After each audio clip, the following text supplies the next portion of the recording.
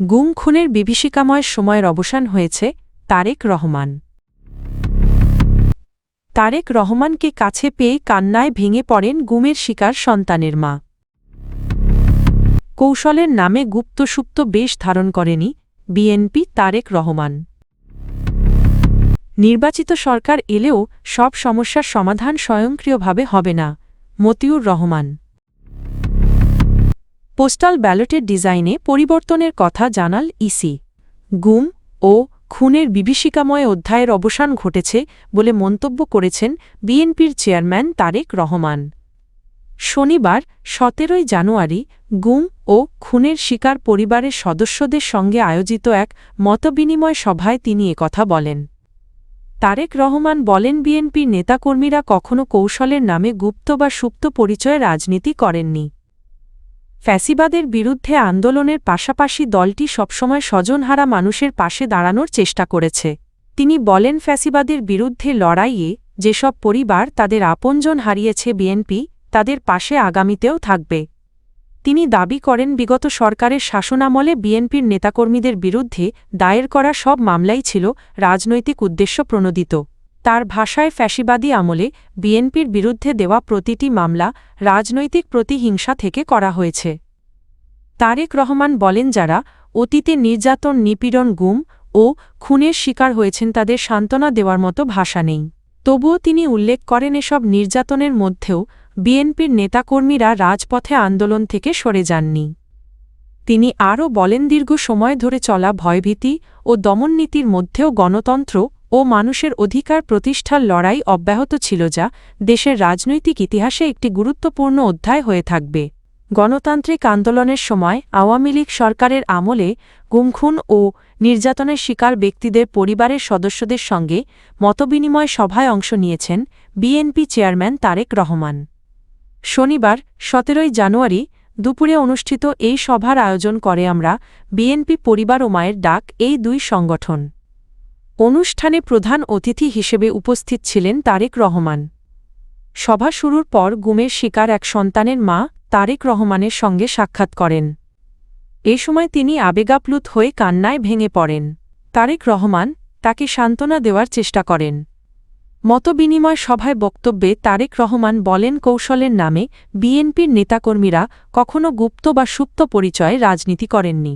তিনি বলেন, ফ্যাসিবাদের বিরুদ্ধে আন্দোলনের পাশাপাশি স্বজনহারা মানুষের পাশে দাঁড়ানোর জন্য দলটি সর্বোচ্চ চেষ্টা করেছে।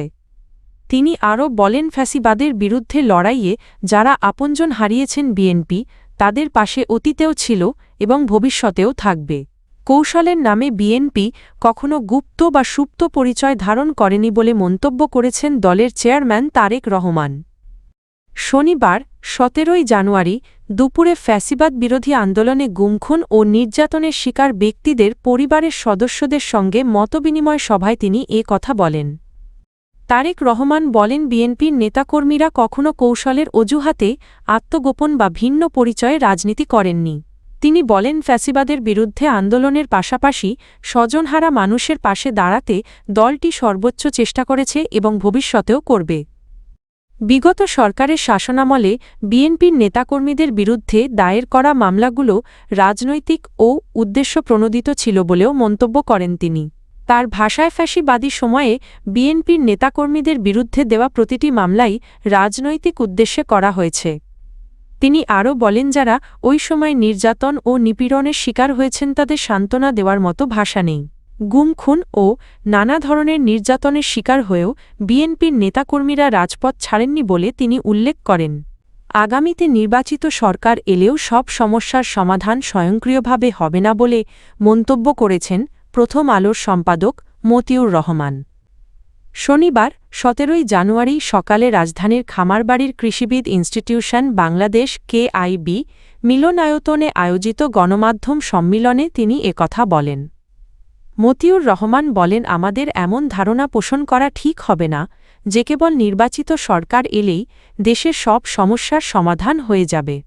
অতীতেও এমনটি হয়নি এবং ভবিষ্যতেও তা স্বয়ংক্রিয়ভাবে হবে না।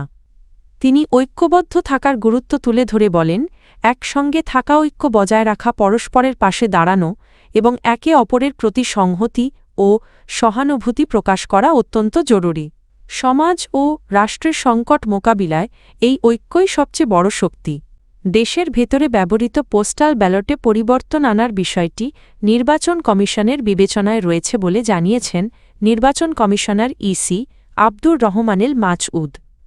শনিবার ১৭ জানুয়ারি এক সংবাদ মাধ্যমের সঙ্গে টেলিফোনে আলাপকালে তিনি একথা বলেন। ইসি মাচউদ জানান, প্রবাসী ভোটারদের জন্য পাঠানো পোস্টাল ব্যালটে কোনো পরিবর্তন আনা হচ্ছে না। তবে দেশের অভ্যন্তরে ব্যবহৃত পোস্টাল ব্যালটের ক্ষেত্রে প্রয়োজনীয় সংশোধনের বিষয়টি ভাবা হচ্ছে। তিনি বলেন, বিশেষ করে আসনভিত্তিক প্রার্থীদের নাম সংযুক্ত করে পোস্টাল ব্যালট ছাপানোর একটি পরিকল্পনা রয়েছে, যাতে ভোট গ্রহণ প্রক্রিয়া আরও স্পষ্ট ও কার্যকর করা যায়।